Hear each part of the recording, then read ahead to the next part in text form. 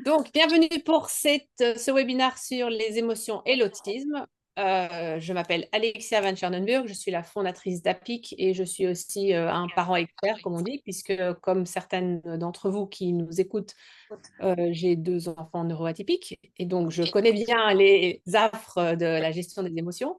Et je suis accompagnée de Jessica Assaf-Pédébos, qui est neuropsychologue et qui, elle, voit au quotidien des enfants, des ados et leurs parents qui, eux aussi, cherchent à trouver la meilleure façon de gérer les émotions.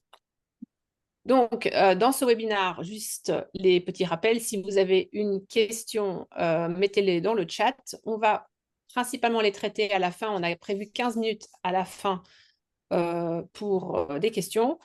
Ça sera plus simple parce que des fois, on n'arrive pas à gérer les choses en même temps. Et vous avez tous normalement l'audio désactivé. Le webinaire est évidemment enregistré, mais c'est l'écran qu'on enregistre, donc pas de panique, vous ne serez pas sur le replay.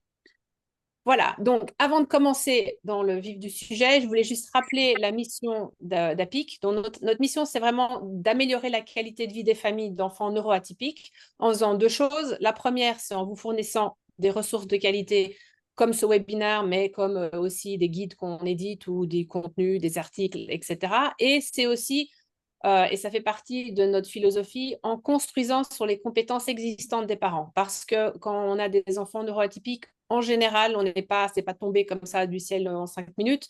On a déjà pas mal cherché et testé des choses.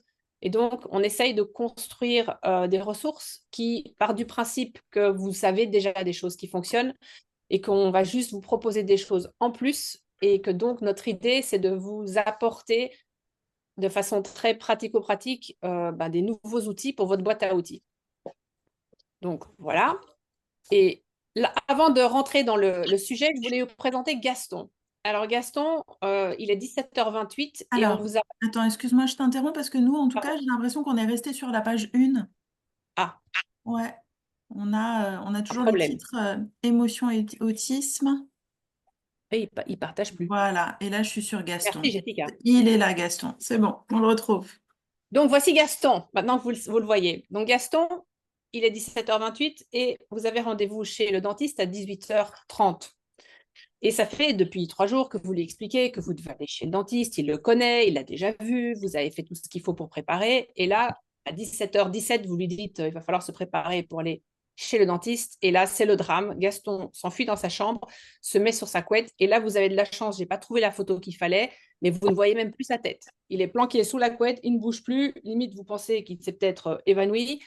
Il n'y a plus de son, il n'y a plus d'image alors que vous vous doutez bien qu'il a peur d'aller chez le dentiste, mais à ce stade, malgré tout ce que vous faites déjà par ailleurs, de lui expliquer les émojis, la peur, est-ce que son héros dans sa BD a peur quand il rencontre un dragon, etc., il sait faire ça très très bien, sauf que quand il s'agit d'aller chez le dentiste, eh ben, il va juste se cacher sous la couette et ne plus rien vous dire. Et ça, c'est extrêmement énervant quand ça arrive, parce que déjà, on a peur d'arriver en retard chez le dentiste, mais aussi parce que on se dit, mais c'est pas possible. En fait, pourquoi il ne peut pas juste me dire qu'il a peur d'aller chez le dentiste? Et c'est un peu le sujet qu'on va aborder aujourd'hui, parce que cette situation-là, ça, c'est la version cachée sous la couette. Vous avez la version je balance des objets pour ne pas aller chez le dentiste, qui est la version, on va dire, plus activée. Mais c'est un peu ça qu'on veut essayer d'expliquer aujourd'hui et surtout de vous dire que c'est pas forcément vous vous y prenez mal que ça arrive, il y a des explications. Et surtout, il y a des solutions qu'on peut progressivement mettre en place pour éviter ce genre de situations qui sont quand même bien stressantes pour tout le monde. Et mon truc n'avance plus. Bon, c'est pas grave. Donc, on va faire trois choses aujourd'hui. On va vous expliquer pourquoi gérer ses émotions, c'est compliqué pour une personne autiste. On va couvrir quelques mythes et malentendus autour des émotions, ou en tout cas des limites de certaines méthodes. Et le truc qui évidemment vous intéresse le plus, on va vous parler des outils pour développer les compétences. Et pour une raison mystérieuse, il ne veut plus faire ce que je voulais. Bon. Alors, les émotions, de façon reconnue sur tous les êtres humains, c'est un système automatique pour gérer l'impact d'un événement sur nous. C'est-à-dire qu'il se passe quelque chose à un moment donné dans votre journée, il y a un déclencheur, ça va produire une émotion, quelle qu'elle soit, positive, négative, Et le but de cette émotion, et le but de toutes les émotions, c'est de vous informer et de vous aider à prendre la bonne décision. Donc, si vous avez peur, c'est évidemment de vous mettre en sécurité. Si vous êtes content, ben, c'est de profiter du moment. Mais c'est vraiment un système qui est automatisé. Il n'y a pas de moyen de ne pas avoir une émotion. Et c'est évident que dans une journée, vous allez avoir un certain nombre d'événements qui vont se dérouler. Vous allez faire une chose, puis une autre, etc. Et vous allez donc passer votre journée à avoir des émotions qui vous traversent de façon plus ou moins consciente et de façon plus ou moins agréable. Et du coup, comme c'est automatique, les émotions, c'est comme la météo. Il n'y a absolument rien que vous pouvez faire pour arrêter leur apparition. S'il va pleuvoir, il va pleuvoir. Hein. Quoi que vous fassiez, il pleuvra. Par contre, comme pour la météo, suivant la nature de ce que vous voyez en termes de prévision météo, vous allez pouvoir vous organiser, développer des stratégies. Quand je suis stressée, je peux faire ça. Vous allez pouvoir aussi vous dire, je ne sais pas ce qui va m'arriver aujourd'hui, mais je prends mon parapluie au cas où. Donc, il y a des moyens de trouver des systèmes pour réguler l'émotion qui vous traverse. Mais il y a vraiment une chose très importante qui semble quand même parfois un peu évidente, mais ce qu'on veut rappeler, c'est que l'émotion, quoi que vous fassiez, vous allez devoir la traverser. Et je le dis parce que, surtout chez nos enfants neuroatypiques, il y a cette idée que l'émotion, c'est un espèce d'objet qu'on contrôle et qu'on va mettre une barrière, et que si on se contrôle suffisamment fort, elle va disparaître. Et en fait, c'est juste une illusion qui ne fait que rendre l'émotion encore plus importante en intensité. Donc, il y a 7 émotions primaires. Alors, j'en ai mis 6 ici parce que c'est les principales. C'est des émotions universelles qui sont valables dans absolument toutes les cultures. Hein, ça a été validé par des études. Il y a celle qu'on connaît toutes, la joie, et il y a toutes les autres. Donc, pour ceux qui ont vu Vice-Versa, c'est couvert en détail par Vice-Versa. C'est basé sur les études de Paul Ekman qui a testé ça dans toutes les cultures. Et évidemment, on a tendance à voir les 5 émotions sur 6 comme des émotions dites négatives. Mais toutes ces émotions, en fait, sont vos alliés. Elles ont toujours un but précis. Je l'ai dit tout à l'heure, la peur, c'est de vous empêcher d'être bouffé par le tigre. La colère, c'est pour que vos intérêts soient respectés. La tristesse, c'est pour soit avoir du réconfort, soit pour vous mettre à l'abri, ou pas à l'abri, mais pour prendre le temps de récupérer après une épreuve. Le dégoût pour ne pas vous empoisonner. Et la surprise, c'est pour vous activer parce il va falloir vous concentrer sur ce qui se passe. Donc, elles ont toutes une fonction et comme j'ai dit, vous ne pouvez rien faire pour empêcher leur apparition. Ce qui va nous intéresser aujourd'hui, c'est qu'on a essayé de décortiquer quand une émotion apparaît, il se passe 3 choses, plus ou moins de façon automatique et plus ou moins de façon consciente. La première chose, et ce n'est pas dans l'ordre, ce n'est pas une séquence détectée, exprimée, régulée, c'est 3 choses qui vont apparaître parfois ensemble ou seules. On va détecter l'émotion, c'est-à-dire on va se dire, ah ben là, je suis content, ou là, je suis énervé. On peut ou on ne peut pas l'exprimer, c'est-à-dire que soit on va avoir une expression faciale genre triste, fâché, énervé, etc. On va peut-être le dire verbalement, on va avoir un non-verbal avec son corps, on va faire des choses qui vont pouvoir renseigner les autres sur nos états intérieurs et on va ou pas réguler les émotions qui nous traversent. Donc les réguler, c'est essayer d'empêcher qu'elles montent ou trop haut ou qu'elles soient tellement envahissantes qu'on doive carrément s'éteindre pour pouvoir les supporter. Et ces 3 choses, il y a une partie qui va être consciente. Il y a beaucoup de choses qui doivent se passer de façon automatique, parce que sinon, vous imaginez bien que, vu le nombre de déclencheurs dans une journée, on passerait sa journée à détecter des émotions, enfin, on ne s'en sortirait pas. Et suivant les personnes, il y a des gens qui sont assez bons à faire les 3. Il y a des personnes qui vont ne pas forcément le détecter, vont vous faire une tête complètement de peur, et là, vous allez lui dire, mais tu as l'air d'avoir peur. Ah oui, c'est vrai. Et il va y avoir une régulation qui va être plus ou moins automatique suivant la situation. Si vous savez que chaque fois que vous passez devant le portail de votre voisin où il y a un chien que vous n'aimez pas, vous allez avoir peur, vous allez plus ou moins pouvoir le réguler. Si vous n'avez pas peur des chiens et subitement en passant, le chien vous aboie dessus et vous sursautez, clairement, ça va être un petit peu différent. Et ça, cette mécanique-là, elle est valable pour tout le monde. Maintenant, en termes de détection, donc la détection, c'est identifier l'émotion. on part du principe qu'il y a ce qu'on va identifier à l'intérieur de soi et ce qu'on va voir de l'extérieur. Donc, à l'intérieur de soi, c'est la case violette. Il y a deux choses qui peuvent se passer. Ce que tout le monde connaît plus ou moins, c'est ah, je suis énervé ou ouais, je ne suis pas content. Enfin, c'est le discours qu'on se dit, c'est qu'est-ce qu'on va se raconter. Et c'est souvent pour nous le premier indice de notre état. Parce qu'on commence à penser à un certain nombre de choses. On se dit ah ben oui, tiens, je suis content ou je suis énervé ou j'ai peur ou etc.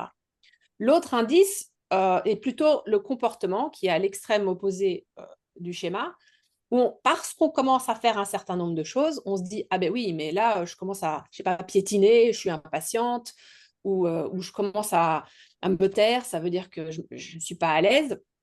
Mais il y a assez peu de personnes qui spontanément vont ressentir dans leur corps l'émotion, ou en tout cas, on n'a pas cet entraînement, même culturel, de ressentir l'émotion dans notre corps. Or, on sait que toutes les émotions ont une signature spécifique dans notre corps. Donc, quand je dis une signature, c'est-à-dire que pour simplifier, et c'est pas pareil pour tout le monde, quand on a peur, on a tendance plutôt à avoir froid et à se sentir avec des sensations d'oppression. Quand on est en colère, on a tendance à avoir chaud et à avoir envie de faire des choses, de crier, de taper. Quand on est content, on a une espèce de chaleur agréable. Et ça, on n'est pas forcément culturellement entraîné à le faire, mais disons que on n'est pas forcément, c'est pas nécessaire de le penser et que ça vienne à la conscience, ça informe les trois autres choses qui se passent. Donc finalement, dès qu'on est petit, on a tout le temps des sensations et on commence à identifier, ben, en fait, quand je me sens comme ça, ben, je vais sourire. Ou quand je me sens comme ça, je vais faire que j'ai peur. Et donc, tout ça, c'est automatisé et je parle de n'importe qui. Je ne parle pas des personnes autistes. Vous allez voir pourquoi, vous voyez probablement pourquoi je fais ce préambule. Donc, le visage, de façon extérieure, c'est l'expression faciale. Le non-verbal, c'est tout ce que je vais faire avec mes mains, mon corps. Est-ce que je vais être rentré comme ça ou je vais bomber le torse. Quand on est en colère, on bombe le torse pour impressionner l'adversaire. Hein. On reste quand même des espèces de primates améliorés. Ou le ton de la voix. Et le comportement, c'est la face, c'est le résultat des trois autres choses. À partir du moment où je suis dans une logique que j'ai un danger parce que j'ai peur, mon comportement va refléter toute la chaîne qui est arrivée avant. Et donc ça, c'est ce qui se passe pour tout le monde. Maintenant, quand juste pour vous dire qu'il y a des preuves de ça, ils ont fait, cette étude, elle a environ 10 ans, mais en résumé, ce qu'ils ont réussi à démontrer ici, c'est que suivant l'émotion ressentie, la sensation dans le corps est très, très différente. Et donc, je vous ai mis les références pour ceux qui sont curieux, mais si vous regardez par exemple la dépression, vous voyez que le niveau de signaux internes est très, très faible par rapport à la joie qui est au milieu, où il est complètement rouge, et où la colère qui est à gauche ici, où pardon, oui, à gauche en haut, où on voit que l'énergie est en haut, puisque c'est assez logique, puisqu'il va falloir agir et qu'en général, les gens le sentent dans le haut du corps. Et ça, c'est pareil, ça a été validé sur toutes les cultures. Alors, ce qui vous intéresse aujourd'hui, c'est pas tout le monde, c'est les personnes autistes. Pourquoi c'est difficile? Ben, en fait, la première chose, c'est que les sensations internes, je vous ai dit, c'est pas forcément évident pour tout le monde, mais il y a quand même une partie très automatisée qui va se faire sans que vous ayez à vous en rendre compte. Chez une personne autiste, on en a parlé pas mal lors du webinaire sur le sensoriel. Il y a un huitième sens qui est maintenant vachement étudié, qui est pas mal étudié récemment pour les personnes autistes, qui s'appelle l'interoception. L'interoception, c'est le sens, c'est la détection de tous les signaux internes vitaux. Donc, c'est la faim, la soif, l'élimination, la douleur. Et les émotions font partie de ce que détecte l'interoception pour les raisons que je viens de vous dire, que les émotions ont des signatures corporelles. Quand j'ai le cœur qui bat vite, une personne va dire, moi je suis excitée et content, une autre personne va avoir peur, mais chaque personne va avoir une réponse physique. Mais une personne autiste, souvent, a une interoception qui est hyposensible, donc elle détecte mal le signal ou de façon extrême. Donc elle va sentir le battement de son cœur tout le temps, ce qui est quand même ultra pénible, et ne pas percevoir, par exemple, la douleur ou ne pas percevoir certaines informations. Donc, ça va déjà biaiser les deux systèmes de détection qui est là pour se rendre compte de ce qui se passe en elle. Il y en a un sur deux qui marche moyen. Le deuxième, qui est la pensée, a priori, ça fonctionne, mais on en a quand même un des deux qui ne marche pas. On avait vu ça aussi sur le sensoriel, mais on a plus ou moins le même impact sur l'émotionnel. Quand il y a une émotion, n'importe qui va avoir une émotion, elle va monter, elle va atteindre un pic, elle va redescendre et elle va durer un certain temps. Dans un cerveau typique, on fait l'hypothèse que c'est quand même relativement rapide et pas extrêmement élevé. Mais comme pour le sensoriel, chez les personnes autistes, probablement aussi à cause des difficultés de traitement de l'information émotionnelle et sensorielle, il y a des extrêmes. Donc ça peut être ressenti très très fort et durer très longtemps. Comme on a exactement les mêmes problèmes pour les sensations physiques, les personnes qui ont des sensibilités tactiles ou auditives, etc. Ou on peut avoir le contraire, qui est une personne qui est hyposensible, où il y aura une espèce de micro-événement, ce qui peut donner des personnes où vous avez l'impression qu'en fait, rien ne les atteint, voire qu'elles n'ont pas d'empathie. Parce qu'elles ne semblent pas traverser des mêmes intensités que vous. Mais c'est visiblement un problème de détection. Et donc, Jessica, tu voulais nous dire comment ça se goupillait par rapport à tout ce qu'un cerveau doit traiter dans une journée ou dans un instant. Oui, on en avait parlé déjà la dernière fois sur le webinaire sur le sensoriel. En fait, c'est vrai que nous, notre conception, et on rejoint cette équipe de Asperger Experts, c'est que il y a une espèce de hiérarchie dans le traitement des informations. Et en fait, le sensoriel, c'est vraiment une base qui est extrêmement importante. Et c'est ce que le corps va traiter, en fait, de manière primaire. Et avant d'atteindre l'étape de régulation des émotions, il faut déjà qu'il y ait ce traitement sensoriel qui se passe. Donc forcément, s'il y a surcharge et si c'est déjà compliqué au niveau sensoriel, bah, ça vient aussi déréguler après les émotions. Et si on va même au-delà de en haut de cette pyramide, bah, en fait, vous voyez que même pour mobiliser les fonctions exécutives, donc ce qui nous aide à être efficace, à nous organiser, à exécuter l'action, bah, il faut que tout ce traitement-là primaire soit pas déjà totalement monopolisé. Donc c'est pour ça que c'est super important de se dire, pour parler des émotions, il faut parler du sensoriel. Et qu'en même temps, pour atteindre un niveau cognitif d'apprentissage, par exemple, et d'être dispo aux apprentissages, il faut déjà traiter cette base. Sinon, on ne peut pas soutenir les fonctions exécutives si on ne fait pas déjà ce travail-là, quoi, autour des émotions. Merci. Donc, vous avez quand même peut-être compris déjà, mais je vous le remets. Ce qui va limiter la détection chez la personne autiste, c'est la partie interne, mais c'est aussi la partie externe. Et ça, c'est mieux connu, hein. On sait que la reconnaissance faciale est mauvaise parce que le cerveau ne fait pas le même chemin sur le visage et c'est surtout que ce n'est pas automatisé. Le problème fondamental entre un cerveau autiste et un cerveau neurotypique, c'est surtout l'automatisation où certains processus ne sont pas programmés de la même façon et donc la personne, elle reconstruit toutes les informations détail par détail, ce qui veut dire que c'est fatigant, c'est beaucoup plus lent et ça lui demande tout le temps une concentration. Donc, c'est aussi pour ça qu'on entraîne les enfants à reconnaître les émojis. On va en parler dans quelques instants. La partie non verbale et le ton de la voix, c'est la même chose. C'est des choses qui ne sont pas automatisées, alors qu'un enfant de 4, 5, 6 ans neurotypique, il va spontanément voir quand sa mère est fâchée ou quand elle est énervée en fonction de son agitation, du ton de sa voix. On sait qu'il y a beaucoup de personnes autistes qui ne perçoivent pas la modulation de la voix, voire qui interprètent de travers. Hmm. Quand vous avez une voix parfaitement calme, ils sont en train de vous expliquer que vous criez. Et vous ne comprenez pas, mais parce qu'eux, ils ont cette difficulté de discriminer et c'est aussi lié au comportement dans le contexte, qui est la troisième case, où là, comme c'est quelque chose qu'on voit, c'est visible, il n'y a pas d'implicite, il n'y a pas de décodage nécessaire, ben, on voit quand même que quelqu'un est énervé, il commence à faire des choses ou il commence à crier, mais la personne, elle a quand même une version très partielle de la situation. Et donc, quand elle essaye d'interpréter comment quelqu'un d'autre se sent en face d'elle, elle est obligée de... Elle ne voit que en fait, le résultat, et du coup, elle essaye de traiter des choses, mais il lui manque des informations. Et en ce qui la concerne, évidemment, mais ça c'est pour tout le monde, elle ne se voit pas, elle ne voit pas son visage et elle ne voit pas son non-verbal. Et donc, elle ne peut pas améliorer son non-verbal et son visage en le voyant. Enfin, c'est compliqué. Et donc, c'est ça qui fait que la détection est difficile. Et si on ne détecte pas quelque chose, ça va être quand même relativement difficile de l'exprimer de façon adaptée et surtout le plus important, de le réguler. Donc, en résumé, il y a des problèmes d'interoception, on perçoit mal les signaux physiques qui donneraient des indices sur comment je me sens. Il y a des surcharges qui sont sensorielles, émotionnelles, mais aussi ça peut être des surcharges cognitives, il y a beaucoup d'informations à traiter en même temps. Et on ne l'a pas mentionné, mais le mode d'apprentissage qui fait que le cerveau autiste traite l'information par le détail et construit la règle en accumulant toute une série de détails.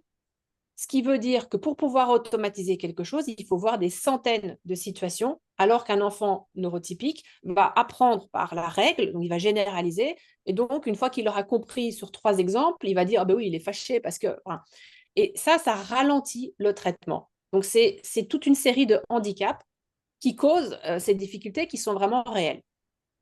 Alors du coup, il y a quand même des gens qui ont cherché à améliorer la détection, et je suis sûre que parmi vous, vous avez essayé les 2 choses qu'on va vous montrer.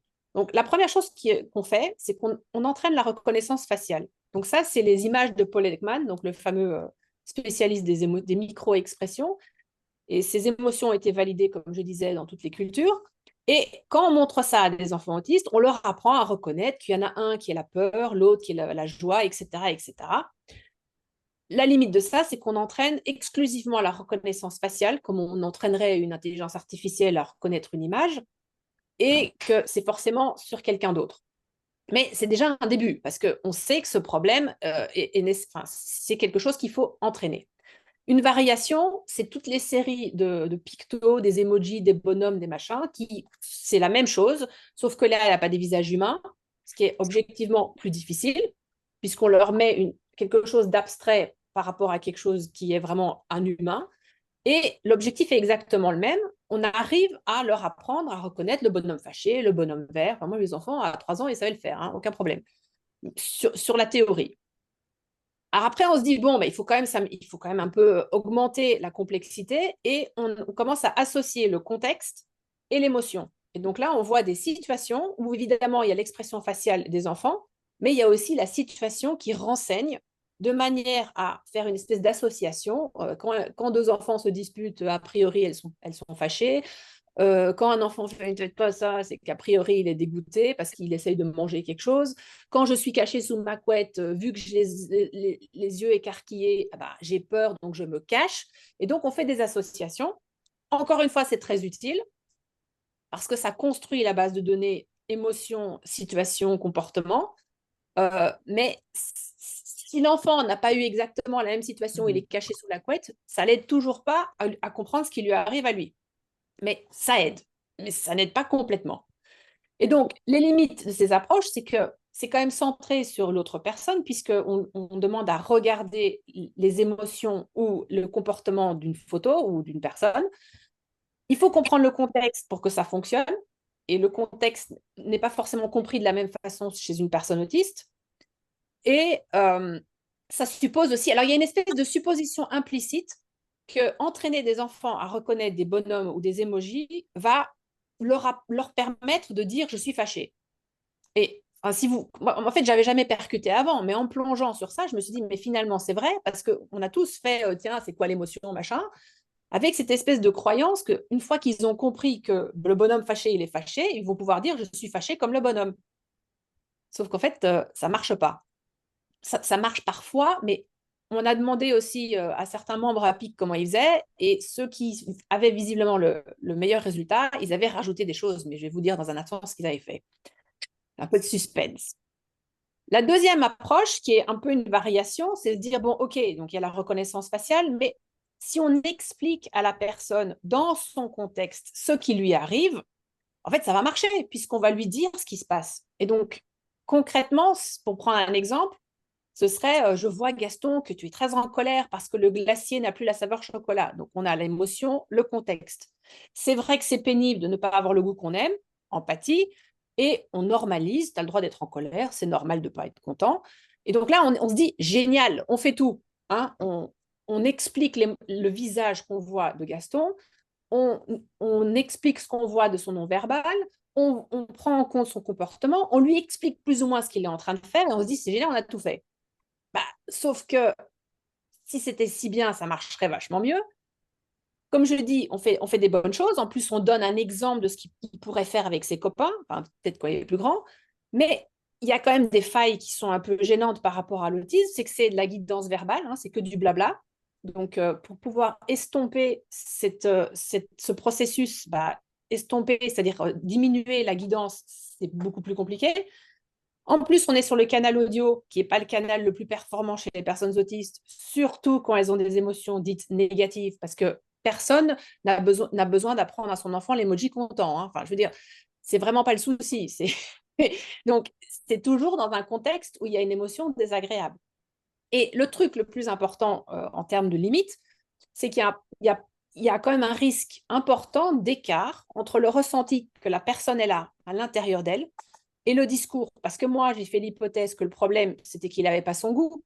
Mais si ça se trouve, moi j'ai déjà eu des situations comme ça, j'étais là, ouais, c'est pas possible. Et puis en fait, on découvre que le problème, c'était pas qu'il y avait plus de chocolat, ça c'était vraiment pas le problème. Le problème, c'est qu'ils avaient attendu 25 minutes dans la queue et que ça avait été insupportable parce qu'à côté d'eux, il y avait quelqu'un qui sentait super fort un parfum désagréable. Mais le truc que vous ne pouvez pas savoir si vous n'êtes pas dans le corps et dans le, enfin, vous n'êtes pas la personne. Et donc, du coup, ben, on passe à côté, quoi. Et il y a encore une autre raison que je n'ai pas mis là, qui est que si vous avez des enfants extrêmement logicologiques à la Sheldon, vous allez avoir un enfant qui vous dit, véridique, je ne comprends pas en quoi me répéter comment je me sens va m'aider à me sentir mieux. Tu me répètes des choses que je sais déjà. Non, mais bon, on rigole, mais ça arrive, hein. Moi, je connais des situations, ça m'est déjà arrivé aussi. Euh, et donc là, on se dit quand même que ça ne marche pas très bien. Et je te rejoins tout à fait, c'est que, en fait, ces premières approches, elles ont un intérêt, mais elles vont rencontrer des limites. C'est-à-dire qu'on peut les utiliser de manière souple, justement par rapport à son C'est enfant. ça. C'est une première base pour parler de ses émotions. Mais on voit qu'il va falloir rajouter des choses, adapter, pour que pour la personne autiste, ça ait du sens et surtout que ce soit efficace. Parce que tu vois, autre idée reçue là qu'on on va essayer de discuter maintenant, on a cette impression que quand on va parler de son émotion, bah, en fait, c'est comme ça que ça va aller mieux. On va la réguler. Sauf qu'en fait, bah, c'est quand même un point de vue assez neurotypique. C'est vrai que la voix verbale, c'est la voix préférentielle des neurotypiques pour parler d'eux et pour que ça aille mieux au niveau des émotions. Sauf que, qu'est-ce qui se passe dans l'autisme? Ben, c'est qu'en fait, il va y avoir des styles de communication qui sont très différents dans l'autisme. Donc, du coup, pour eux, ben, la voix verbale, c'est pas forcément la voix qui va leur faire le plus de bien, mais surtout, ça va même constituer une surcharge, en fait. C'est-à-dire que si on va les pousser à dire comment tu te sens, c'est quoi l'émotion que tu traverses, enfin, en fait, ça va être trop, trop, trop, et on va pas du tout aider à réguler en passant par cette guidance verbale. Et en plus, ça fait pas forcément du bien. Et on a aussi cette idée-là que dans l'autisme, en fait, ah, il y a un autre micro qui est allumé. Catherine, ça t'embête pas de couper ton micro si ça te dérange pas? Parce que du coup, ça fait de l'écho. Ah non. Je remets mon micro, c'est OK, t'inquiète pas. Il y a aussi une autre idée dans l'autisme, c'est que, en fait, le cortex préfrontal, quand il y a une émotion qui est très forte, ça va le déconnecter. C'est-à-dire qu'une émotion forte, en fait, ça vient nous figer, notamment au niveau de nos fonctions exécutives, ce qui nous aide à prendre des décisions, à analyser une situation. Bah, en cas d'émotion forte, et d'autant plus quand on a un autisme où ça va être plus intense, bah, l'analyse qu'on décrit chez l'enfant neurotypique de je suis en colère parce que ceci et je vais faire cela, bah, en fait, tout ça, ça s'arrête, ça se met sur pause. Donc, ça n'a pas forcément beaucoup de sens de pousser à la verbalisation dans ces moments-là. C'est surtout que ça marche pas. Et que du coup, c'est très frustrant pour le parent qui s'est éreinté à faire tout bien. Et Ouais. puis en fait, il a aggravé la situation sans faire exprès. Exactement, et aussi, bah, je rejoins la question et on en parlera, mais c'est sûr que les suivis psy classiques où on va voir la psy, on raconte sa journée, qu'est-ce qu'on a traversé, et en fait on en parle, bah, ça va pas forcément mieux derrière. Donc en fait, c'est hyper important quand on fait un accompagnement psychologique, mais aussi surtout en tant que parent au quotidien, de se dire, bah, c'est pour ça que bah, il y a une manière de traiter l'info émotionnelle qui est différente, donc il faut qu'on passe par d'autres biais. Et notamment, bah, quand Alexia vous présentait cette histoire de la détection, c'est vraiment cette première phase. Il faut qu'on puisse prendre en compte les particularités sensorielles, les particularités cognitives qui vont faire que bah, justement cette perception des émotions, elle va être différente dans l'autisme. Donc, si on passe par exemple à la dia suivante, euh, donc on a cette idée-là. Qu'est-ce que ça va entraîner quand on a des difficultés de détection? Vous voyez, si on est sur le versant hyposensibilité, notamment au niveau sensoriel, ben, en fait, on va avoir du mal à détecter ces signaux internes, donc ce qu'on appelle l'interoception, ce qu'on disait tout à l'heure. On ne va pas percevoir que la pression, elle est en train de monter, qu'on a une tension émotionnelle de colère, de tristesse qui est en train de monter, on ne va pas l'apercevoir. Donc, l'effet cocotte-minute, c'est que si on est en hypo, ça monte, on ne le perçoit pas, et puis clac, d'un coup, ça va déborder.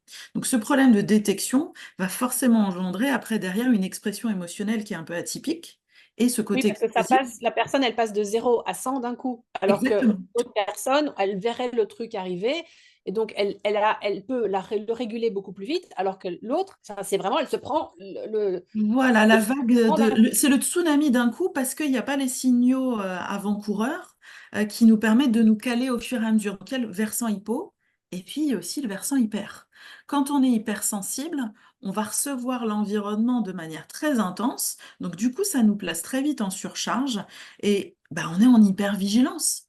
Donc, du coup, c'est un peu la même chose pour détecter réellement ses propres signaux émotionnels, vu qu'on est en hypervigilance sur l'extérieur, on a le focus qui est dehors. Donc, du coup, on a du mal à pouvoir se dire réellement comment on est. Donc, vous voyez, c'est hyper intéressant de pouvoir se dire ce problème de détection, il est lié. Bah oui, tout à fait. On peut avoir à la fois une hypo et une hyper. On a ces profils Oui, sinon, mixtes. c'est pas drôle. Et voilà, et je vous encourage vraiment à aller voir le webinaire sur le sensoriel parce qu'on en a parlé très en détail. Et en fait, moi, j'ai rencontré des enfants, mais très, très souvent, qui avaient des manifestations de somatisation qu'on n'arrivait pas à analyser et quand on a cet éclairage du sensoriel et de ce qui se passe dans la détection de l'émotion, ça donne du sens notamment. Je vous donne cet exemple-là de deux petites filles, une petite fille de maternelle, une petite fille au collège. Ces deux petites filles hyper sages à l'école, très scolaires, pas un pli en journée. Et en fait, elles rentraient de l'école, elles vomissaient, elles dormaient. Et en fait, moi, j'avais vraiment ce sentiment-là déjà à l'époque de t'as tellement absorbé sur le plan sensoriel, t'as tellement travaillé sur le plan cognitif en journée pour t'adapter à une demande, qu'en fait, au bout d'un moment, ça déborde, hein. C'est comme cette métaphore du seau qu'on utilise très souvent avec Anne.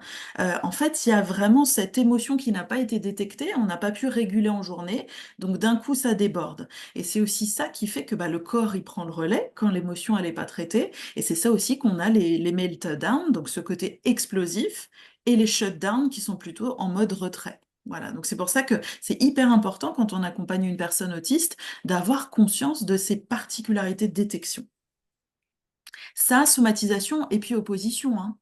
Oui, je Oui. crois que tu vas en parler d'ailleurs, hein. Ouais. Oui, ben justement, alors, on voulait vous parler de deux, enfin, c'est pas des mythes, mais c'est c'est des malentendus quelque part. C'est je m'énerve et elle me regarde soit impassible ou elle rigole. Alors, c'est évidemment, vous êtes déjà énervé, la personne en face, elle vous regarde, genre, en fait, je m'en fous. Enfin, ça vous donne l'impression qu'elle s'en fiche de ce que vous dites, ou alors limite, elle rit. Bah, ça vous énerve encore plus. Mais en fait, c'est des bugs de, c'est des bugs d'expression liés au problème de détection. C'est si la personne, parce que imaginez, vous lui avez dit touche pas à ça, ça va tomber, évidemment elle touche et le truc qui tombe et il se casse.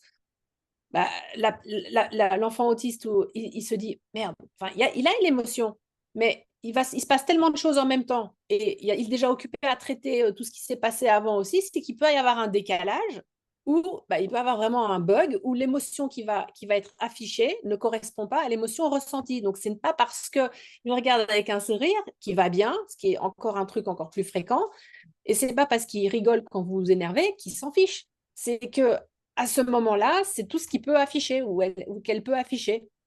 Parce qu'on peut pas, comme je dis, on peut pas détecter, si on détecte pas correctement et rapidement, on va pas avoir ni le bon ton, le bon visage et les bons comportements.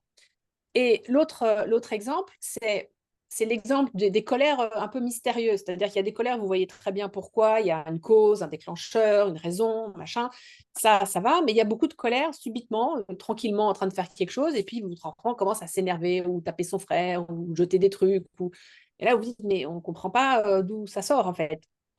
Et dans ce cas-là, et ça c'est vraiment spécifique au TND, on voit aussi quand même ça avec le TDA, faut pas oublier que quand le système nerveux il a peur, il va vous envoyer un signal de danger, ça tout le monde comprend, hein, j'ai peur, danger, donc je vais faire des choses, mais une personne qui est en surcharge sensorielle, cognitive, émotionnelle, etc., à un moment, c'est comme si vous étiez quelque part et vous sentez que vous allez vous noyer. Donc, au final, le résultat sur le système nerveux, il va être le même. Il va envoyer un signal de alerte rouge, faire un truc, parce que c'est juste pas possible. Et tous les mammifères et les humains en particulier, quand il y a un danger, il y a trois façons de réagir. Il y a la fuite, hein, il ne veut pas aller chez le dentiste, il se barre dans le jardin. Il y a s'immobiliser à la Gaston, caché sous la couette, je me cache en attendant que le tigre y passe. Mais il y a la troisième réponse, dont on oublie souvent son existence, mais qui est extrêmement fréquente, qui est face à la peur, une attitude, on va dire, combative, pas forcément efficace. Hein. Je n'ai pas dit que c'était ni efficace ni adapté, mais c'est une réponse automatique du système nerveux. Et il y a des profils chez qui la réponse face au stress, c'est le combat. Et ça va être le combat pour pas mettre les chaussettes, le combat ou balancer des objets. Et ça ne veut pas dire que c'est vous qui veulent combattre. Parce que c'est très facile de le prendre personnellement. Hein. Attention, je ne dis pas que c'est simple. Mais moi, je connais plein de situations où quand j'ai dit aux parents, mais essaye d'imaginer qu'en fait, ils ont peur, juste essaye pour voir ce que ça donne. Et dans certaines situations, en fait, en regardant la situation avec un filtre, en se disant, OK, donc on va faire comme s'il avait peur ou il pleurait, ils avaient une réponse de, ah ben, je comprends que tu sois stressé ou pas de blabla. Il faisait quelque chose qui allait l'apaiser parce que situation de peur. Et là, on sentait que bah, le combat, il diminuait parce que la sécurité revenait. Et ça, c'est vraiment quelque chose auquel on pense pas souvent, et c'est pour ça qu'on voulait insister là-dessus. Ouais. Il n'y a pas que la peur qui déclenche ce système de fight, flight, freeze, donc ce système un peu archaïque, puisque à ce moment-là aussi, le cortex préfrontal, donc le cerveau évolué, il est mis hors ligne. Et ça, chez tous les humains aussi. Et c'est important en termes de position parentale, tu vois, de se dire, bah, on est provoqué, donc évidemment, c'est l'escalade hein, Énervant. dans les troubles de l'opposition, tandis que si en tant que parent, tu te déplaces et tu rentres plus dans le combat en disant, bah, j'ai compris ce qui se passe, bah, en fait, tu envoies des signaux de sécurité à ton enfant parce que tu arrives à voir que c'est pas un combat qui t'est destiné, c'est vraiment un mode de réaction de son système nerveux. Donc ça donne aussi une une posture qui va être un peu différente en face, et ça va aider ton enfant à réguler plus facilement. Et surtout, un truc qu'on n'a pas encore dit, mais les émotions étant contagieuses, forcément, quand quelqu'un se met en mode combat, vous allez vous dire, ah, moi aussi. Et donc, l'idéal, c'est de ne pas le faire. Et plus vous allez faire autre chose, plus vous allez renvoyer une émotion différente, comme dit Jessica. En fait, on peut utiliser la contagion émotionnelle dans les deux sens. Et c'est là où, en tant que parent, et on en parlera un tout petit peu à la fin, savoir réguler nos propres émotions, c'est vraiment super important. Exactement. Donc, Et tu ça, vois, c'est l'illustration.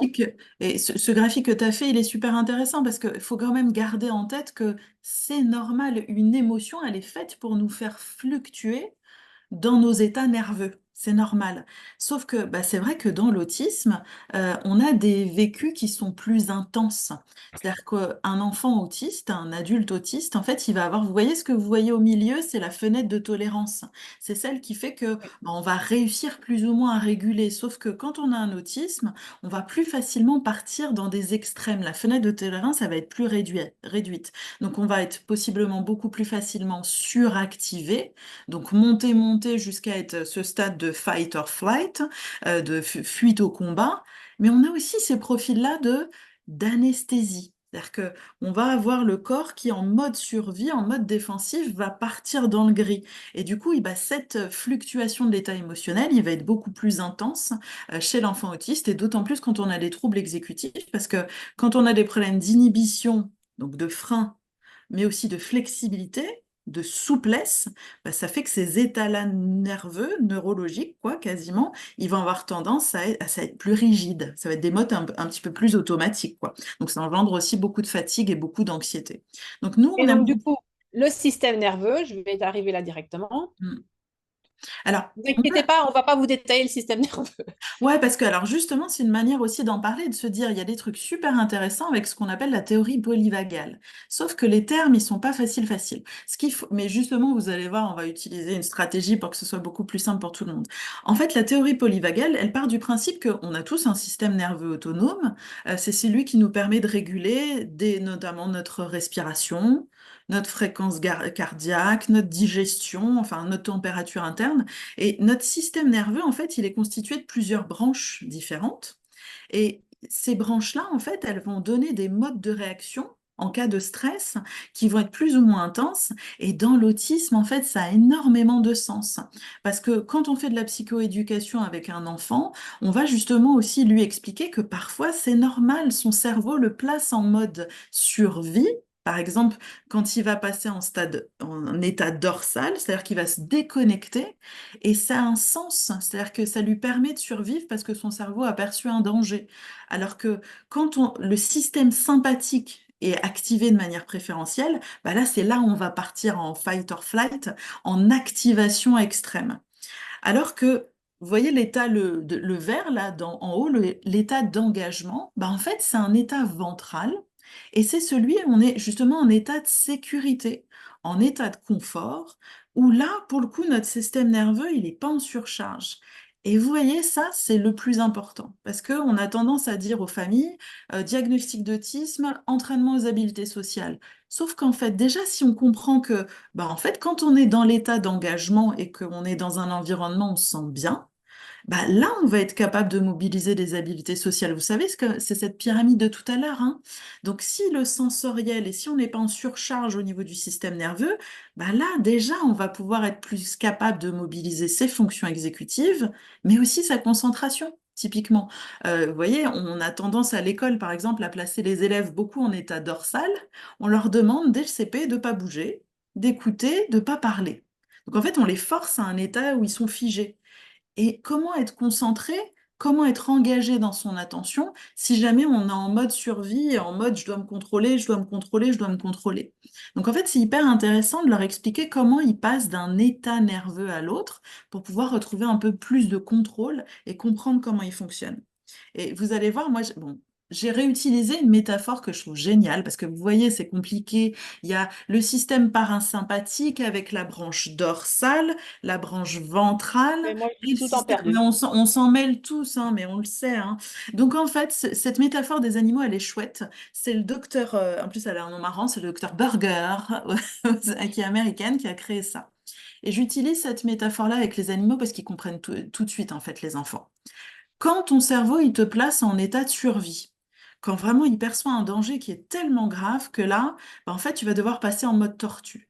C'est ça qui fait que, en fait, tu vas montrer la carapace. C'est notamment ce qu'on appelle la dissociation autistique. Il y a plein d'enfants qui traversent des états de dissociation qu'ils n'arrivent pas à comprendre et qui, pour eux, émotionnellement, est super dur parce qu'ils comprennent pas pourquoi d'un coup, ils sont plus là, ils sont déconnectés. Et en fait, de pouvoir leur expliquer, bah, c'est normal, en fait, si ton système nerveux il perçoit une surcharge qui est trop importante ou un stress qui est trop important, tu passes en mode tortue. C'est ça qui te permet de survivre.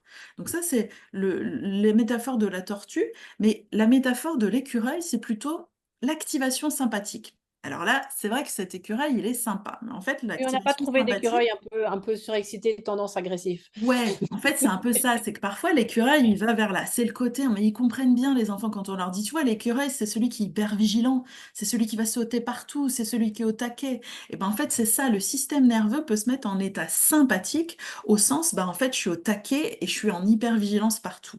Et c'est pareil, quand on est en fuite et fight, donc ça équivaut à ça, hein, l'état écureuil, ben, on peut pas être engagé sereinement dans une relation et on peut pas être non plus hyper disponible dans son attention. Donc, le but du jeu, c'est d'aller sur l'état ventral, donc c'est l'état gorille. Moi, je leur dis souvent, le gorille, c'est celui qui tend les bras là pour venir en ventral. C'est ben, en fait celui qui est OK, quoi. Celui qui est en sécurité, qui est prêt à échanger, parce qu'il n'est pas en mode défensif. Et en fait, ça a beaucoup de sens pour eux parce que ça leur permet de comprendre un peu mieux comment ils fonctionnent, notamment au niveau émotionnel, parce que ça va engendrer des émotions qui sont pas tout à fait les mêmes. si tu veux passer là. Donc Donc, là, on redit la même chose. hein, le fait qu'on va fluctuer, qu'on va voyager, mais l'intérêt de la psychoéduque, donc notamment quand on accompagne un enfant autiste, c'est de lui dire, bah, toi, tu passes souvent en état tortue, c'est Oui, normal on va le voir dans dans ce un instant. contexte-là, mais ce qu'on veut t'apprendre, c'est d'essayer d'être moins figé dans cet état-là pour que tu puisses naviguer avec un peu Redescend plus plus de facilement. liberté.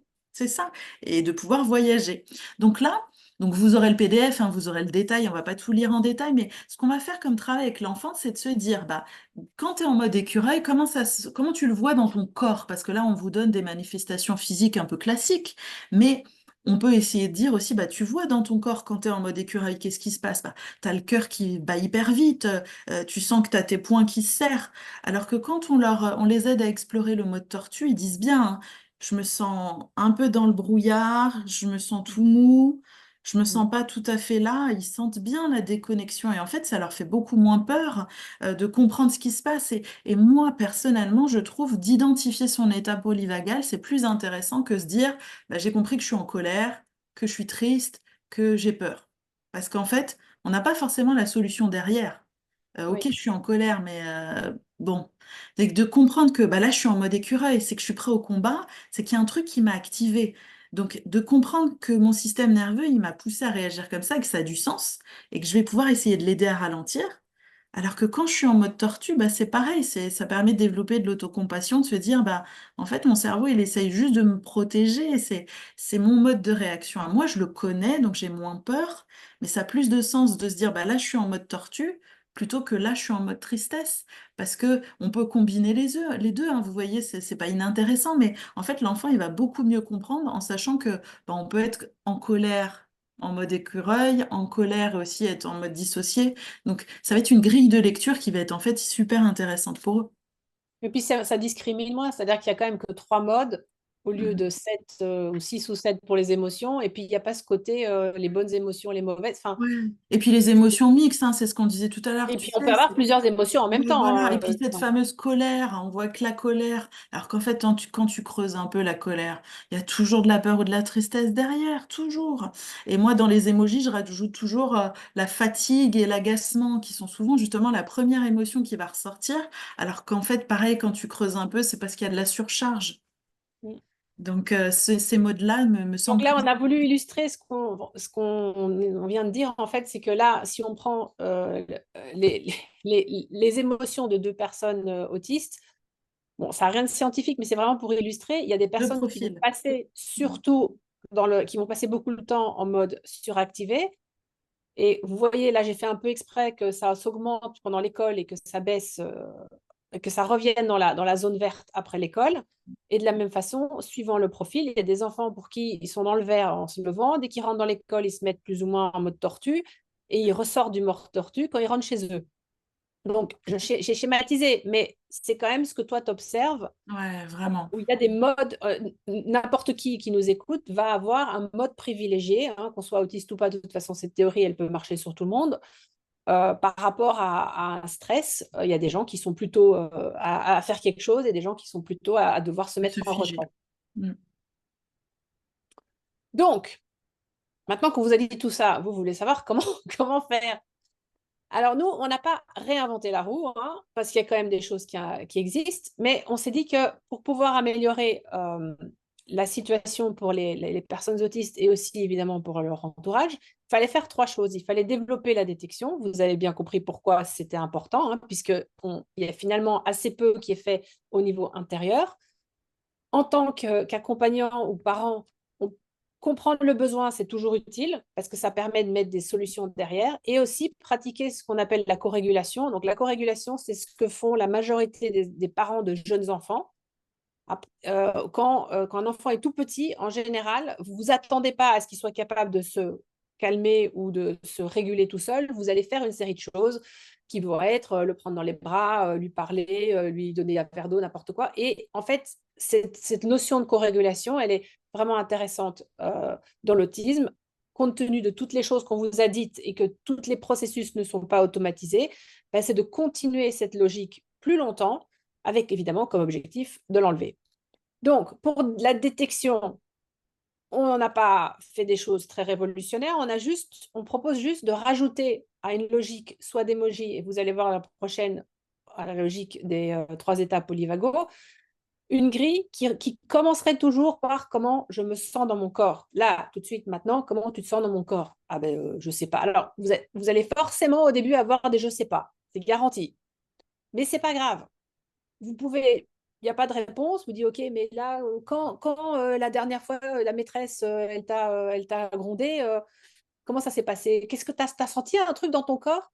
Et là, vous commencez en posant des questions, même si vous n'avez pas la réponse ce jour-là, à créer d'abord cette curiosité. Ah, mais tiens, mais comment je me sens? Et vous allez commencer à développer la compétence de détection, qui évidemment se développe tout le temps, enfin, c'est petit pas par petit pas. Dire ce que je me dis, bah, qu'est-ce que tu te dis à ce moment-là? Ah, ben, je suis nulle, je vais me faire, c'est pas juste.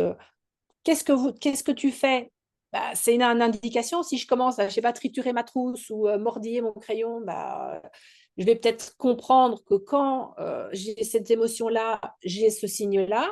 Et ce qui m'aide, pareil, un enfant va peut-être vous dire, je ne sais pas à tout, mais comme on dit, au départ, c'est pas important. C'est l'idée, c'est d'entraîner le processus. Et ce processus, c'est de la thérapie comportementale et cognitive, hein, tout ce qui est, quand ça arrive, ce que je me dis, ce que je fais, et ce qu'on rajoute, c'est la dimension corporelle qui va faciliter la détection, qui va développer la détection et qui va augmenter l'automatisation de la détection, qui donc va faciliter toutes les autres étapes. Tu voulais dire quelque chose, Jessica?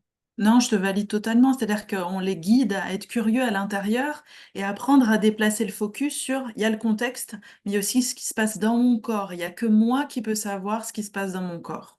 Et accessoirement, dans toutes les thérapies TCC troisième vague qui intègrent la pleine conscience, il y a cette dimension corporelle. On demande souvent à la personne quelle est l'émotion, la tristesse, où la ressentez-vous, nanana, machin. Et donc, ce n'est pas juste pour les personnes autistes, c'est des méthodes qui sont utilisées pour les neurotypiques.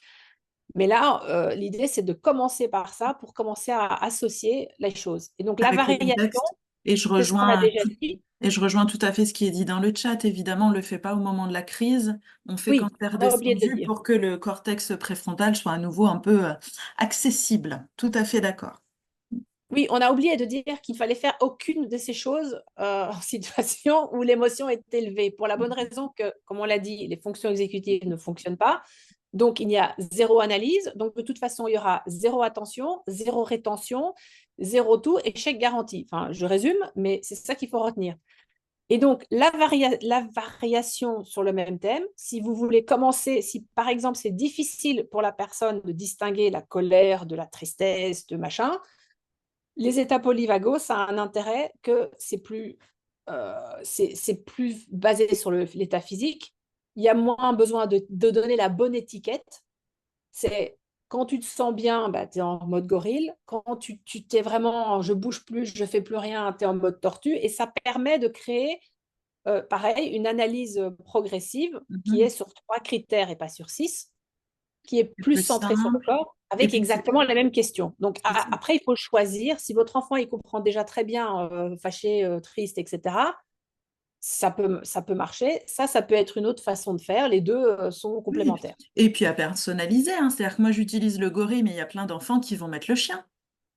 Chacun peut aussi créer son animal, avoir sa petite peluche pour représenter cet état vagal aussi. On peut personnaliser ça, hein. Et donc là, j'ai juste mis un exemple, hein. J'ai chaud, j'ai envie de crier, de jeter. Il y a trop de bruit, j'en peux plus. Je m'agite, j'écoute plus. Et ce qui m'aiderait, c'est le silence ou boire de l'eau froide. Mais ça, ce qui va l'aider au départ, comme c'est clairement l'adulte qui va peut-être dire, ah ben, est-ce que ça t'aide? Ou dire, tiens, t'as vu, ça t'a aidé. Et ce qui est pas mal quand vous avez, par exemple, une émotion difficile, là, on n'a pas spécifié précisément, mais de revenir dessus. Rien ne vous empêche de revenir dessus le lendemain, une heure après, et de dire, si on prend mon exemple de Gaston avec sa glace, ah ben oui, ça a dû vraiment être pas. On dirait que c'était difficile pour toi, cette histoire de glace. Qu'est-ce qui. Enfin, moi, j'avais l'impression, quand j'ai vu comment tu étais, tu t'énervais, tu tapais des pieds, j'avais l'impression que tu étais fâché, mais peut-être. Et on peut utiliser la même logique que verbale en prenant des précautions, mais en cherchant à ce que la personne se refasse le film. Mais à ce moment-là, c'est à froid. en lui ayant donné les outils. Mais il faut d'abord commencer par des choses très, très simples pour qu'ensuite, moi, je sais que j'ai un enfant qui, à un moment, ne ressentait pas la faim et donc il s'énervait systématiquement quand il avait faim. Et puis, je ne sais plus comment, un jour, je me suis rendu compte que c'était ça l'explication et j'ai commencé à lui dire ouais, t'es énervé, donc à mon avis, t'as faim. Et puis, lui, il a commencé à. En fait, il a retenu, et puis ça a mis un certain temps. Et puis, après un certain nombre d'itérations, il est venu me voir, en fait, oui, mais je crois que je suis énervé, donc j'ai faim. Mais parce que j'avais collé quelque chose que j'ai faim, qui est une espèce d'étiquette, à un état, et lui, il voyait bien de quoi je parlais, parce que il avait toujours le même comportement. Et donc, il a pu généraliser, parce qu'il était quand même âgé, mais on voit bien que quand il y a un état interne qui est inclus, bah, l'apprentissage, il va beaucoup plus vite. Alors que tous les je suis triste, je suis fâché, je suis machin, c'est beaucoup plus long. Du coup, la deuxième chose que vous pouvez faire, mais c'est ce que vous faisiez déjà, c'est sûr, c'est comprendre le besoin. Là, on l'a mis sous les 3 familles polyvagales. Donc, quand on est en mode écureuil, bah, il faut apaiser, ralentir, ancrer. On va vous donner des exemples dans un instant. En mode engagement, ce qui est important de comprendre, c'est qu'en mode gorille, on peut être triste, on peut être fâché et on peut être effrayé, dégoûté et étonné. La différence entre un mode gorille et les deux autres, c'est que on va pouvoir traverser l'émotion, la régulation, elle va pouvoir se faire et on peut même, suivant l'âge de l'enfant, analyser la situation et donc réguler, parce que comme on n'est pas en mode de défense, ben, le cortex préfrontal, il est allumé et donc il peut se passer des choses sophistiquées, entre guillemets. Mais il ne faut pas s'imaginer qu'en mode gorille, on est toujours là en train de sourire et tout va toujours bien. C'est plus qu'on peut être traversé par l'émotion, puisqu'on a dit, hein, on ne peut pas éviter les émotions, elles nous traversent toute la journée. Mais en fait, on arrive à glisser dessus en se disant, OK, je suis un peu énervé, et on peut accepter cette émotion. Et encore une fois, ça, c'est des choses qu'on voit dans les TCC de troisième vague où on apprend aux gens à, au lieu de bloquer en disant tu ne devrais pas être triste ou tu ne devrais pas être fâché, on leur apprend à trouver des systèmes pour accepter ce qui leur arrive, ou en tout cas traverser sans s'acharner à lutter contre. Et donc en mode déconnexion, assez logiquement, la première chose qu'on va faire, puisque ça, on arrive en mode tortue parce qu'on est complètement submergé, bah, c'est de baisser la surcharge. Et ça doit être fait par un tiers, hein, sauf quand la personne est vraiment très à l'aise, elle va se rendre compte elle-même. Et ensuite, il va falloir la ramener au mode gorille en la réactivant, puisqu'elle s'est mise en mode éteint rataplati. Mais il va falloir lui dire, OK, là c'est bon, tranquillement la ramener vers un mode gorille. C'est moi qui est stressé quand on est stressé. Et la troisième chose, et après on a fini sur les outils, c'est donc la corrégulation, ça inclut plusieurs choses. Encore une fois, c'est quelque chose que je pense que beaucoup de parents font spontanément, hein, donc rendez-vous compte que vous faites déjà beaucoup de choses. Il y a détecter l'état et le besoin, donc c'est le mode détective, mettre à disposition des solutions, accompagner la régulation, idéalement en parlant le moins possible, montrer l'exemple, et ça c'est être, c'est parler, en fait, c'est expliciter des choses que d'habitude vous ne dites pas, genre, ah oui, là, je suis vraiment fatiguée aujourd'hui, je crois que là, je vais prendre une petite pause, je vais m'asseoir sur le fauteuil et je vais rien faire pendant 5 minutes. Ou, ah, ça m'a vraiment énervé ce qui vient de se passer avec je ne sais pas quoi, je crois que j'ai besoin d'une pause, ah bah, écouter de la musique me ferait du bien. Donc, vous allez juste expliciter votre stratégie et votre état et votre stratégie. Alors, vous allez me dire que c'est le mode verbal, c'est vrai, vous aurez raison. Mais comme il n'y a pas d'attente, ils entendent, soit ils n'entendent pas. Mais au moins, ça devient quelque chose qui est du quotidien et qui montre aussi qu'il y a des processus internes en fait qui se passent. Parce que sinon, on a l'impression que c'est une espèce de boîte où il se passe, les enfants, ils ne comprennent pas ce qu'il faut faire à l'intérieur. Et comme les personnes autistes ont besoin de concret, bah, ça permet de rendre apparent quelque chose de caché. Et la chose qu'on a déjà dite, c'est que les émotions, c'est contagieux. S'il y a une chose qui est indispensable et qui est un investissement extrêmement important pour n'importe quel parent ou accompagnant avec un enfant autiste, en particulier, mais tous les enfants en général, c'est d'investir dans son autorégulation. Parce que si on a des compétences d'autorégulation, ça veut dire qu'on est principalement en mode gorille, genre les choses me traversent, mais j'arrive à surfer sur la vague de l'émotion, on va pouvoir utiliser ce mode-là comme bouclier déjà pour ne pas se faire envahir et ensuite renvoyer, un peu comme, vous savez, comme dans les trucs magiques là, avec les vagues, mais renvoyer une émotion qui va permettre à l'autre personne de soit redescendre, soit de remonter du mode survie. Et pour l'autorégulation, il y a différentes choses qui fonctionnent. Bouger, en règle générale, les émotions, ça ne se passe pas dans le cerveau, ça se passe dans le corps. Donc, par le corps, on peut plus facilement soit les évacuer, soit les sortir de ce que tu appelles les gens qui sont figés. Mhm. Tout ce qui est créatif va permettre à la personne de réguler ses émotions. Ça va être chanter, danser, dessiner, euh, ressentir, donc tout ce qui va être sensoriel. Les glaçons, c'est extrêmement efficace quand dans les systèmes des enfants où les personnes sont suractivées en mode j'avais tout cassé. Vous leur donnez un objet, des petits pois surgelés, n'importe quoi que vous avez dans votre congélateur. Chez beaucoup d'enfants, ça va pas les calmer instantanément, mais ça va apporter un réconfort. De l'eau froide, ça a le même effet. Il semblerait que ça a un effet sur le nerf vague, de ce que j'ai vu de mon enquête. Écouter de la musique, un massage, n'importe quoi de sensoriel adapté, et s'immerger.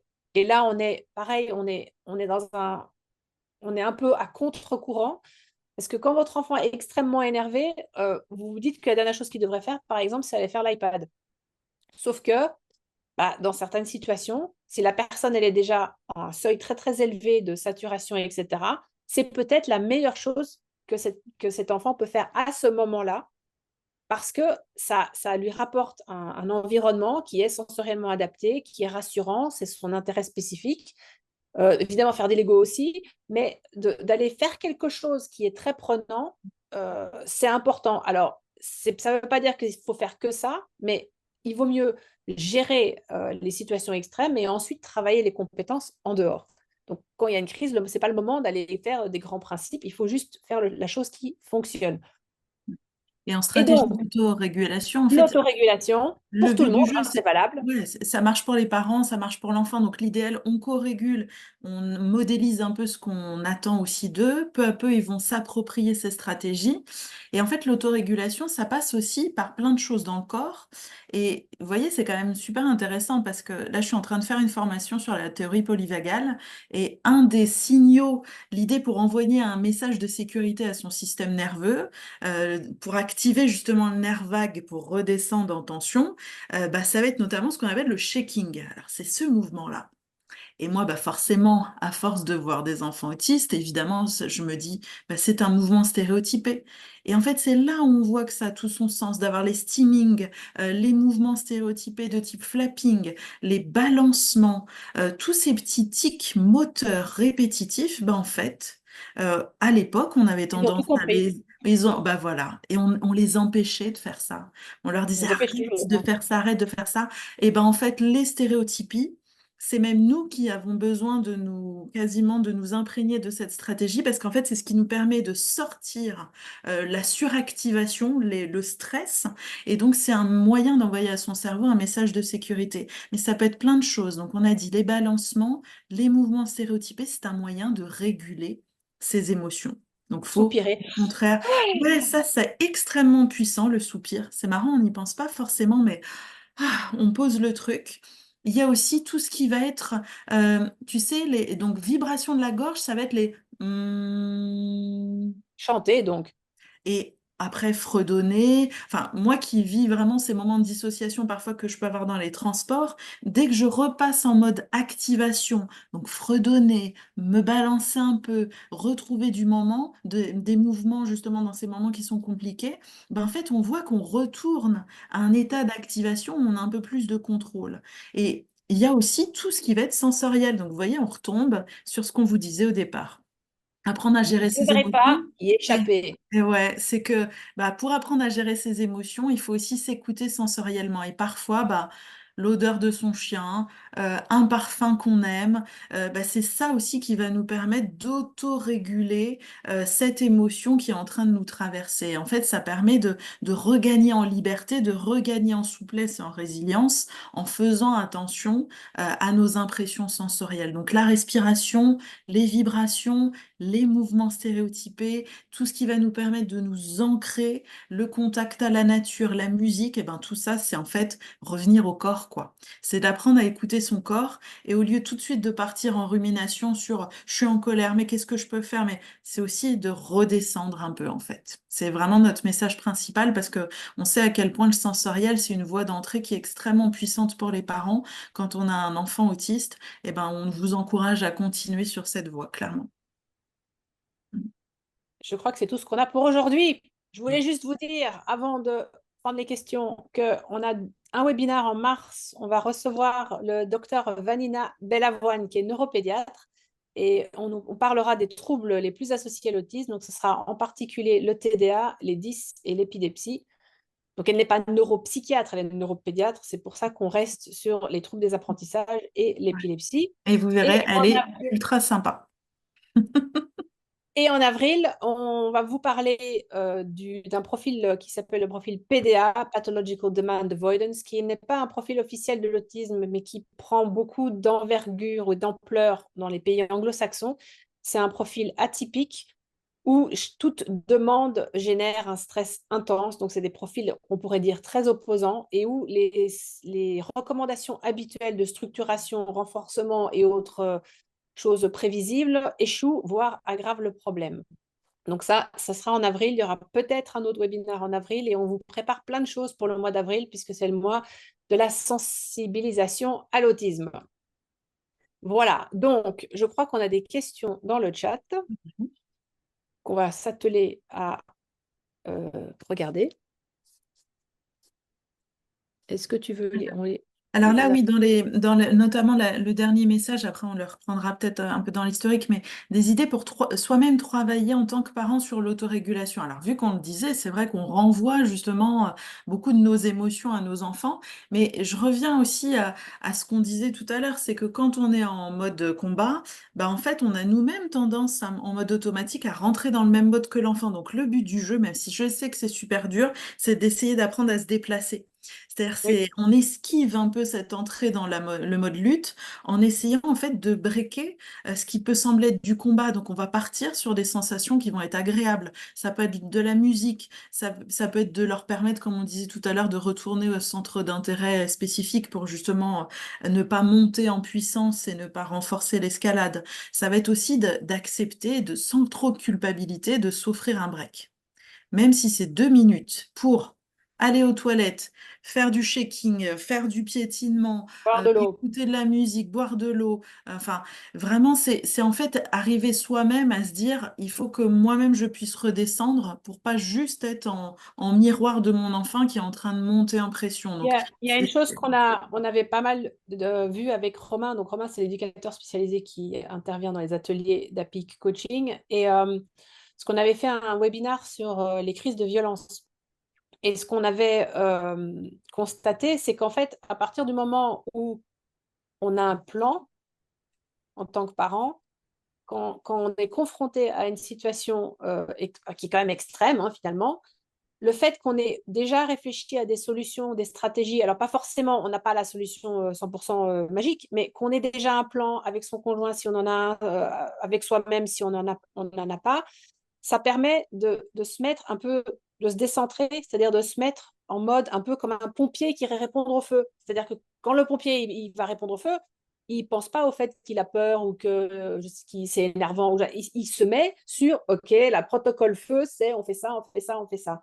Et donc, d'avoir cette idée, et c'est ce qu'on a voulu développer avec aussi le PDF qu'on a sur la gestion des crises, c'est que plus vous allez avoir réfléchi un petit peu en amont aux choses fréquentes qui arrivent et comment vous pourriez déjà faire des choses, ça va vous permettre d'être moins dans la réaction et de se mettre dans une espèce de panoplie mode urgence activé, ce qui permet parfois, pas toujours, mais qui permet de mettre de côté ce que vous pouvez ressentir et de vous concentrer sur gérer le problème et ensuite vous pouvez après débriefer. Et ce n'est pas toujours possible, hein. Je n'ai pas dit que c'était systématique, mais ça peut aussi vraiment apporter un intérêt parce qu'on n'est pas le but, un pompier, il ne va pas commencer à refaire les cours de pompier. Il ne va pas se dire, mais pourquoi il fait ça, mais j'avais fait le machin. Enfin, non, il se dit, il y a un feu, je mets de l'eau, il faut l'éteindre.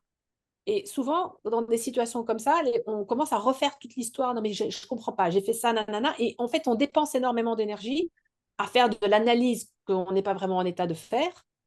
Alors que si on se met dans l'action, ou on fait une pause avant l'action, on va aborder la chose et on va pas s'épuiser, en fait. On va se mettre sur la situation ici et maintenant. Mais c'est une autre histoire. Dans les autres questions, ce que je trouve intéressant, et c'est très très vrai, et ça me fait réfléchir, c'est que notamment cette idée que en fait, il faut aussi être en confiance, donc il faut être aussi en zone d'engagement pour que ça se décharge.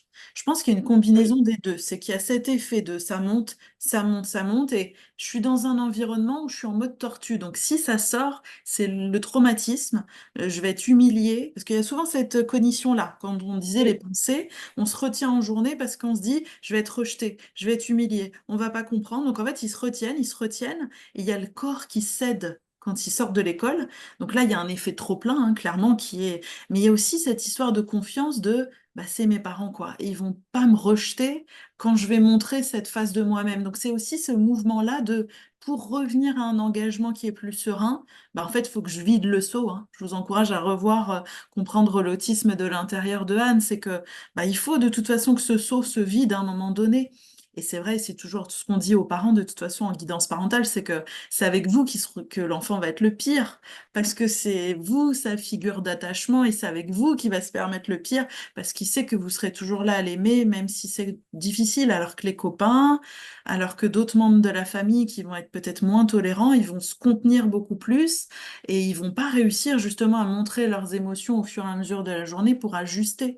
Donc je suis entièrement, c'est vrai, c'est très vrai, qu'il faut être en confiance pour quand même lâcher et vider le seau, parce qu'il faut être reçu quand même en face, hein.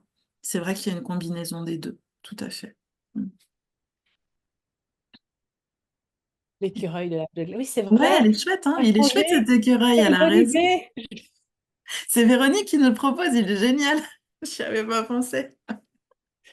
On aura des problèmes de Action, copyright. On aura des problèmes de copyright. c'est sûr.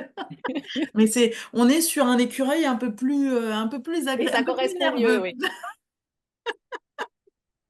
Il est génial.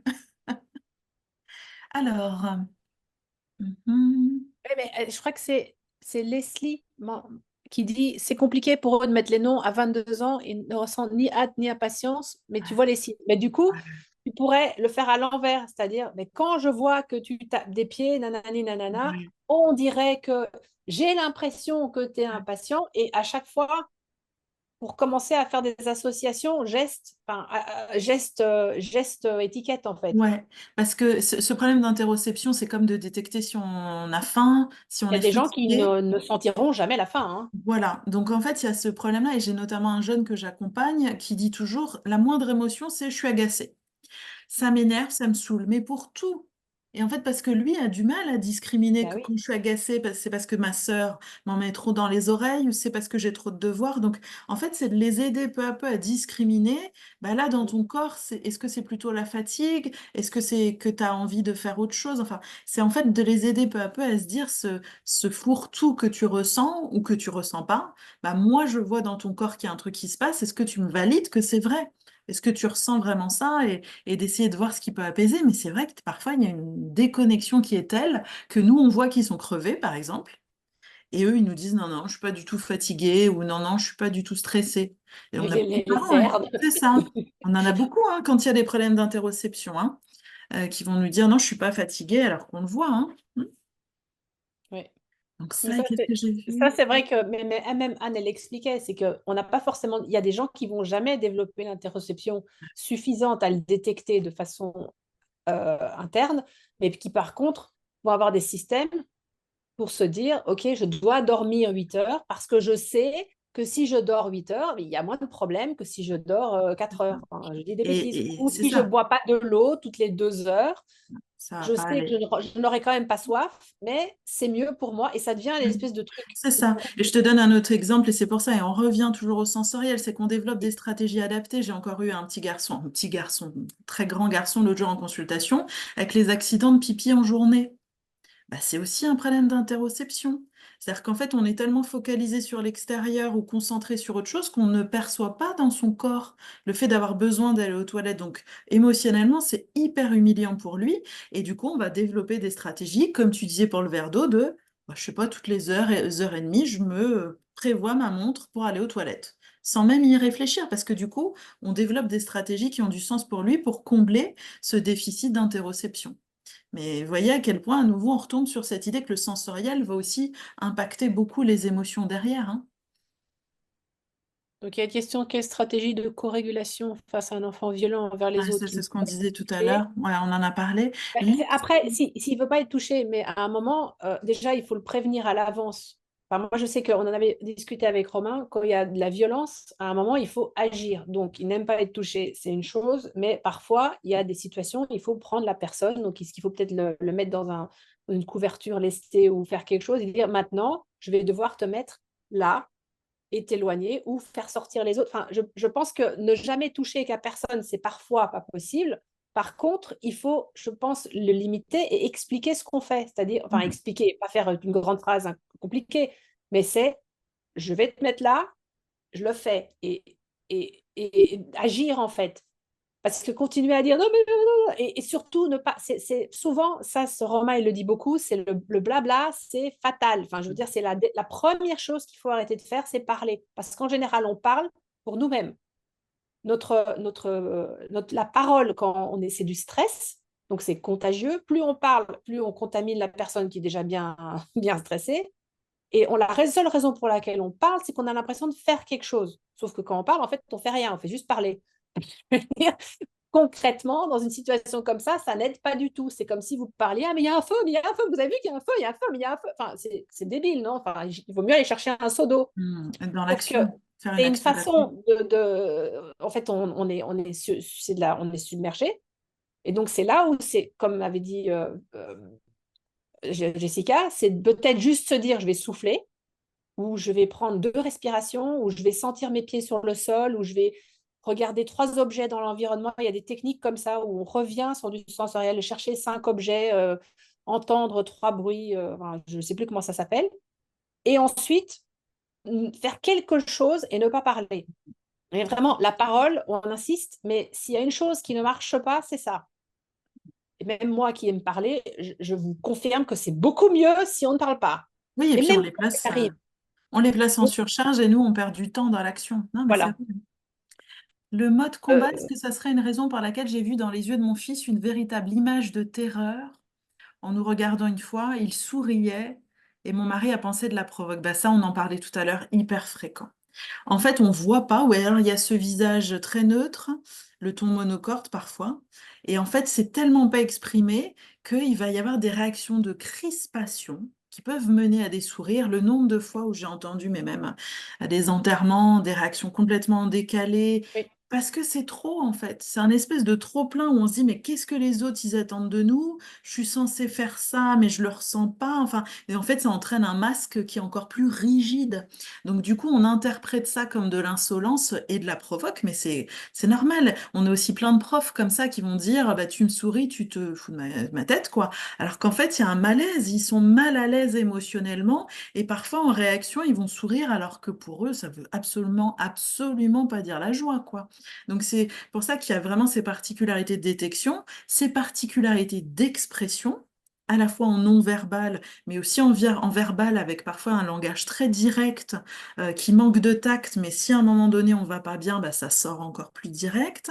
D'avoir parfois, j'ai certains jeunes qui me disent quand je vais pas bien, je préfère écrire. Voilà. De pas forcément discuter avec les autres, mais se poser, d'écrire un peu sur l'ordi ou de faire une petite lettre à maman si je m'en veux pour un truc. Et après, bah, ce côté régulation où c'est vrai que on parle d'échafaudage pour les fonctions exécutives, c'est-à-dire en tant que parent de construire un échafaudage pour aider l'enfant à construire ses stratégies. Bah, c'est un peu la même chose pour la régulation émotionnelle en fait. On co-régule, on régule avec lui, on est partenaire, on est vraiment une team pour apprendre à gérer tes émotions et les comprendre et voir tes meilleures stratégies. Et puis au bout d'un moment, on démonte progressivement l'échafaudage quand l'enfant il est lui-même capable de se dire bah voilà, je suis en colère, c'est peut-être que j'ai un peu faim, je vais déjà tester ça. Ah bah oui, ça va beaucoup mieux. Mais la colère, bah, en fonction de l'individu, ça va pas du tout s'exprimer de la même manière. Donc, si on lui colle la colère et l'emoji de la colère, ça va pas lui donner beaucoup plus de sens, de solution que, bah, en fait, dans ton corps, qu'est-ce qui se passe? Et ça veut dire sans doute ça. Et puis, il faut surtout comprendre ce que je disais au début, c'est que la colère, quoi que vous fassiez, il faut qu'il la traverse. C'est pas que vous allez pouvoir l'éradiquer. Et plus vous allez supprimer une émotion, l'émotion, c'est un signal qui est censé aider votre corps. Donc, tant qu'il n'est pas entendu, le volume va monter. Donc, si vous savez dire, je ne suis pas en colère, je ne suis pas en colère, c'est l'effet cocotte minute. Hein, non, non, mais je suis calme. Ah, et la personne, elle part. C'est parce que cette personne, elle avait des micro-signaux de la colère depuis un certain temps. Et c'est comme quelqu'un qui tape à la porte, hein, il tape doucement, et puis tape doucement, puis à un moment, il défonce la porte. Mais cette mécanique-là, elle est systématique pour toutes les émotions. En général, la joie, ça ne pose pas de problème. Et donc, il faut bien aussi comprendre et transmettre à nos enfants que toute émotion est OK. Et qu'en général, quand elle monte trop haut, c'est qu'elle a été détectée trop tard ou on a tenté de la supprimer. Donc, dans les deux cas, c'est aussi ça qui cause le problème. Et pour répondre à la question je crois que c'est Leslie, sur l'extinction, ce n'est pas on a refait ça avec Romain la semaine dernière. L'extinction, ce n'est pas ignorer le comportement, c'est changer la conséquence au comportement. Donc, si quand quelqu'un, je ne sais pas, se met à hurler systématiquement, vous venez voir qu'est-ce qu'il y a, l'extinction, ce serait de faire autre chose. Mais l'extinction n'est intéressante que quand on a bien compris le besoin derrière le comportement qu'on essaye de modifier.